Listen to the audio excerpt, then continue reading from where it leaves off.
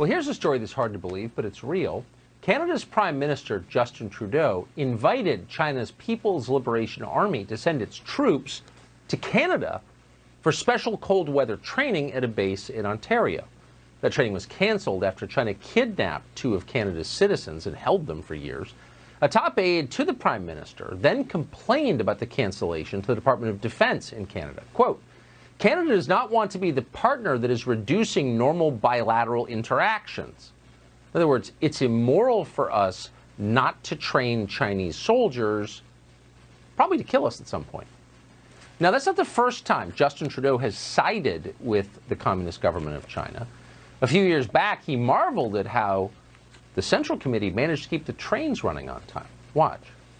There's a level of admiration I actually have for China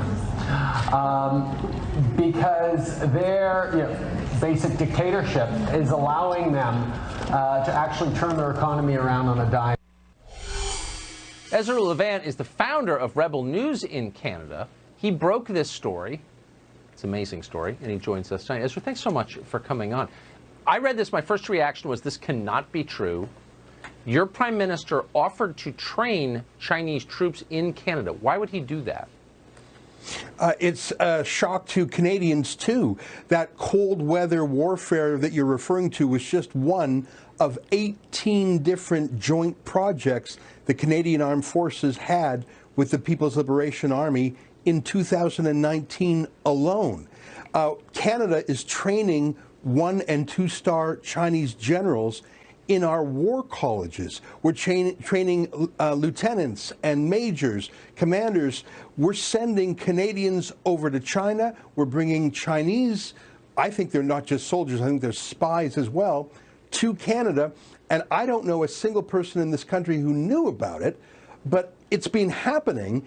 And we found out about it really by accident when the government sent me Freedom of Information documents and forgot to black them out. Or maybe, frankly, someone inside the government wanted to blow the whistle on this incredibly upside-down relationship. In those same memos you're talking about, Trudeau's office was supporting China and condemning the Trump administration. It was upside down. It was inverted morality.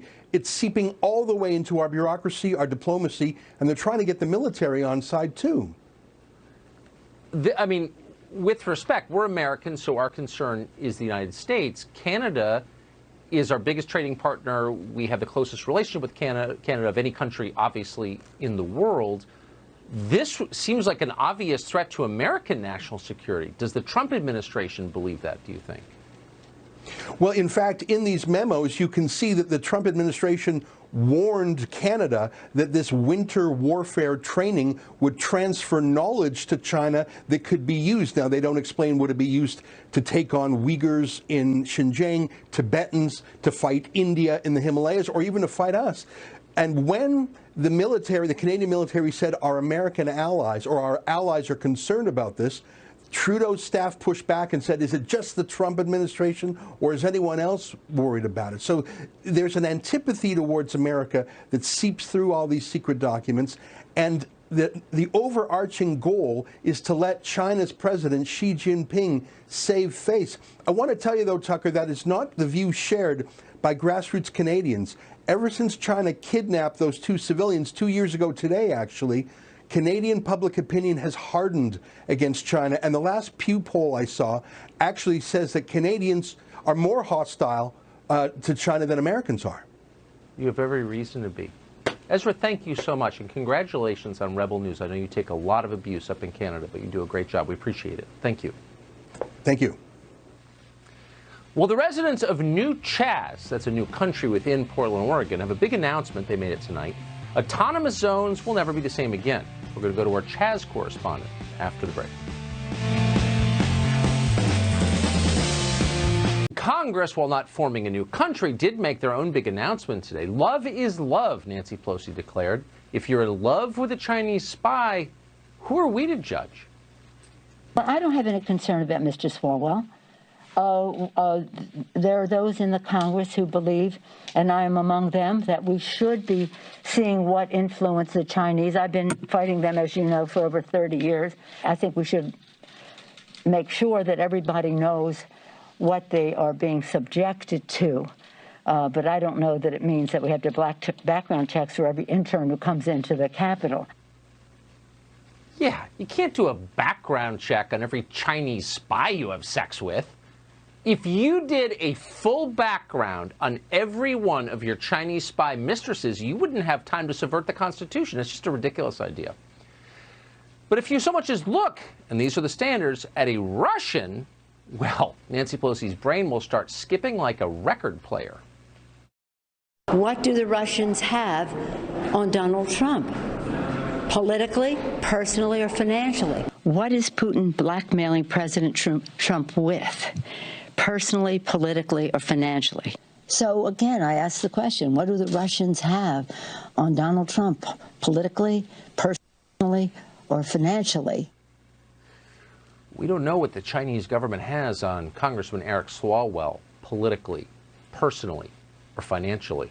He tells us it's classified. It's very weird. Claudia Tenney is a former member of Congress. She worked with Eric Swalwell there. She's running again in upstate New York. We're happy to have her on tonight. Claudia Tenney, thanks so much for coming on. So it's nothing personal, but do you think that people who have sexual relationships with Chinese spies should retain their seats on the House Intel Committee? Well, not in the case of Eric Swalwell. Obviously, this is beyond a personal mistake. You could say Katie Hill famously resigned for a personal reason, but not a national security threat, certainly not engaging in a throuple with or any other kind of relationship with Chinese spies, or Dianne Feinstein's driver, who is a Chinese spy for over 20 years. So, you know, this situation with Eric Swalwell, I think, is unforgivable. I think he should be removed from the Intelligence Committee immediately. I don't see how we can possibly justify keeping him on there, and Nancy Pelosi persists. So. It seems like a very clear call to me, and we just needed someone from the outside who'd served on the inside for a little perspective. Thank you for that. Have to ask you about your congressional race in New York. It's still undecided more than a month after the election. How would you characterize the state of play as of right now? Well, right now the judge has ruled that we have to go back and recount some of the disputed ballots, and we're also going to count ballots that were not put into the canvass because they were removed by the boards of election. This is probably going to favor us, I would say, but at the same time, it's now we're going into the 6th week, and this should have been done a long time ago, and we should have looked at these. But these are mistakes by the boards of election, who, by the way, have been overwhelmed, understaffed,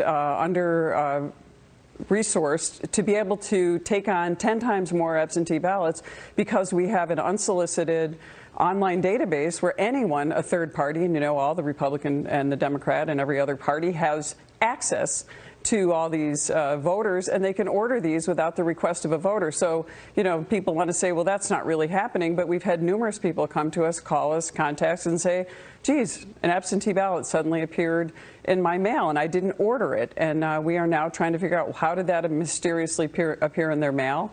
And a lot of these people are regular voters. One gentleman, who I don't even know, contacted me on Facebook and said, I voted myself in person my entire life, and all of a sudden a ballot appeared. And so I think that this is just not necessarily widespread, but we've certainly heard dozens of cases. Boy, I cannot get over how restrained you are in the way you describe this race. It's admirable, I guess, but if anybody has cause to say, I got shafted, it seems like it's you. So we're definitely rooting for you. And for yeah, well, yeah, certainly we don't like to hear about ballots being discovered in drawers a month after Election Day and not knowing where they're going. I'm hoping that we prevail on this. I think the judge is going to make a decision on our objections. It certainly seems odd that these are coming up late. Yeah, odd would be the word. Claudia Tenney, good luck. Thank you.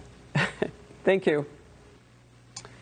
So here's a question you may not have considered. Of all the countries on the planet, which country is the least racist?